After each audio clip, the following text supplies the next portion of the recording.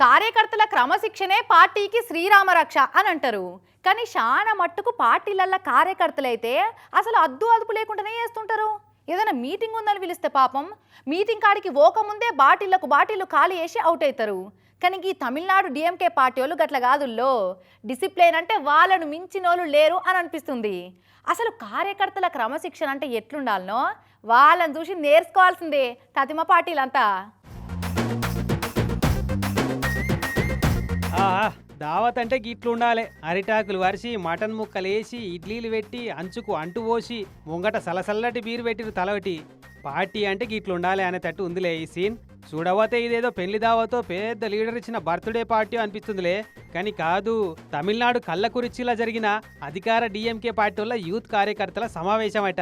నియోజకవర్గ సమస్యలు ఎన్నికల మీద చర్చ పెట్టి వచ్చిన యూత్ కార్యకర్తలకు గిట్ల లిక్కర్ పార్టీ ఏర్పాటు చేసిరట.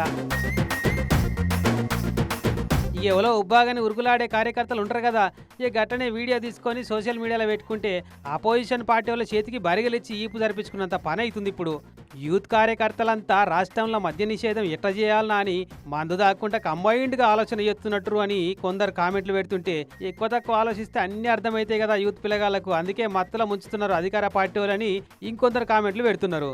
కానీ ఏ మాట కామాట అధికార పార్టీలో ఉంటే ఆ కిక్కే వేరప్ప. చేతి నిండా పనులు, ఫైరవీలు, అప్పుడప్పుడు గిసంటి మందు పార్టీలకు కరువే ఉండదు కార్యకర్తలకైతే అనుకుంటున్నారు ఈ వీడియో చూసిన వాళ్ళంతా.